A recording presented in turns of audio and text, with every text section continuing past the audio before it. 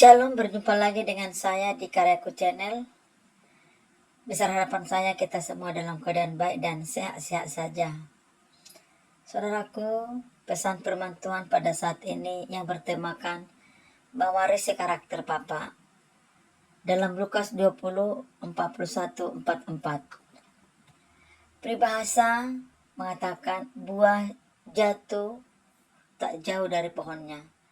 Tentu tak asing bagi sebagian besar dari kita mengenai peribahasa tersebut, yang artinya sifat, tingkah laku, dan kebiasaan orang tua akan diikuti oleh anaknya. Peribahasa ini sering digunakan untuk menggambarkan kemiripan antara orang tua dan anak.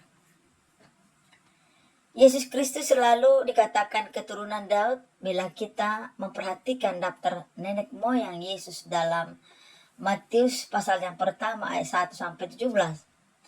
Memang Raja Daud masuk di dalamnya. Bangsa Israel meyakini bahwa seorang Mesias akan datang dari keturunan Daud. Yesus menegaskan hal itu dalam bacaan kali ini. Namun, tampaknya telah terjadi kesalahan dalam memahami bahwa Mesias adalah anak Daud. Orang-orang pada waktu itu lebih menghormati Raja Daud daripada Mesias yang telah hadir di tengah-tengah mereka. Sebelum perikop ini, bacaan ini, orang-orang sudah mengetahui bahwa Yesus adalah Mesias dalam Lukas 4 ayat 41 dan juga Lukas 9 ayat 20. Walaupun sudah banyak tanda-tanda ajaib yang dilakukan oleh Mesias, namun banyak orang yang tidak percaya bahwa Yesus adalah benar-benar Mesias yang dinubuatkan itu. Maka hal ini Yesus menegaskan secara tersirat bahwa Yesus adalah Raja, penyelamat, kuasanya jauh melebihi Daud. Bahkan Daud sendiri mengakui kuasa Tuhan yang melebihi dirinya. Daud adalah alat di tangan Tuhan yang darinya Yesus Kristus diakui sebagai Mesias keturunan Daud. Bila kita hubungkan dengan peribahasa like father, like son, tentu saja Yesus bukan mewarisi karakter Daud.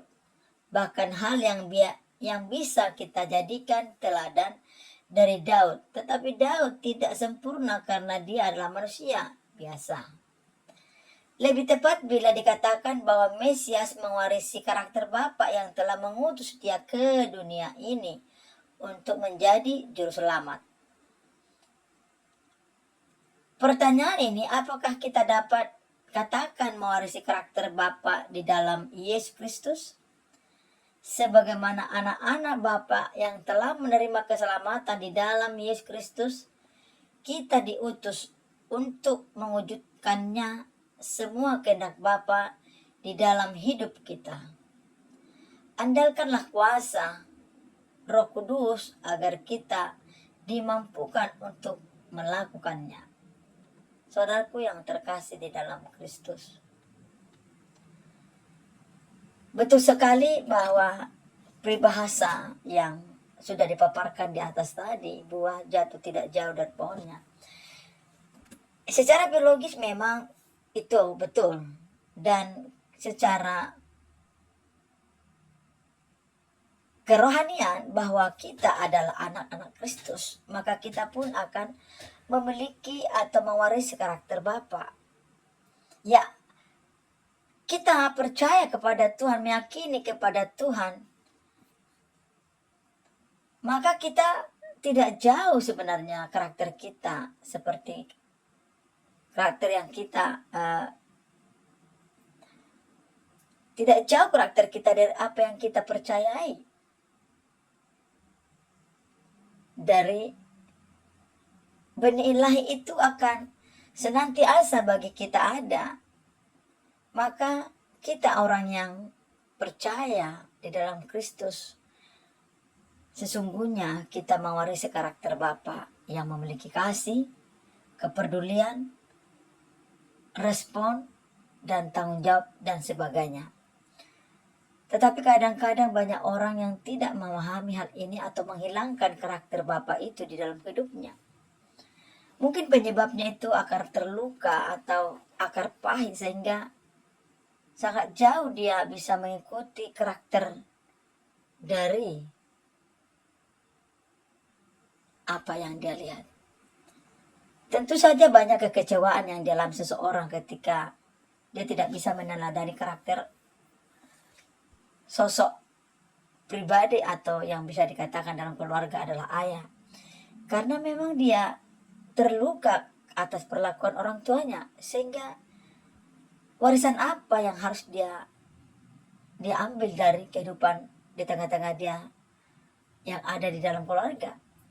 Jadi marilah Bapak Ibu Saudara yang terkasih dalam Tuhan, mari kita sebagai orang tua mewariskan karakter-karakter ilahi, karakter-karakter dalam kebenaran, sehingga mereka pun akan tentu melahirkan karakter-karakter yang sepadan, seturut dengan kehendak Tuhan. Terkadang kita melihat, mengamati banyak keluarga-keluarga yang tidak mewarisi karakter-karakter kebenaran itu, sehingga anak yang bertumbuh besar tidak mampu dia melakukan karakter karena dia sudah terluka di dalam keluarga. Saudaraku yang terkasih di dalam Tuhan, hal ini memang dibutuhkan keuletan untuk bisa mengikuti atau mewarisi karakter-karakter dalam kebenaran.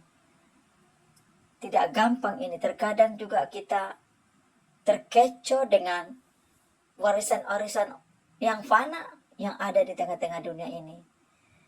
Mari kita sungguh berharap kepada Tuhan, minta hikmat kepada Tuhan, supaya kita benar-benar tidak salah ya mengimani atau mengikuti karakter seseorang yang kita percayai. Marilah saudaraku yang terkasih di dalam Tuhan, untuk senantiasa memiliki karakter dari Bapa Surga. Marilah kita selalu terhubung kepada Tuhan, ada kedekatan kepada Tuhan. Saya percaya ini, Roh Tuhan akan memampukan, Roh Tuhan akan mencakapkan di setiap aspek kehidupan kita. Saudaraku dalam Kristus, marilah kita terus-menerus belajar untuk mengikuti warisan yang Tuhan percayakan bagi tiap-tiap kita. Jangan kita mengeraskan hati apabila firman ini kita pendengarkan. Biarlah kiranya firman yang singkat ini mengubah paradigma kita untuk bisa memiliki karakter, yaitu karakter Bapa Surgawi atau Bapa yang ada di surga. Demikianlah pemaparan ini saya sampaikan. Sampai jumpa di konten berikutnya. Tuhan Yesus memberkati. Shalom.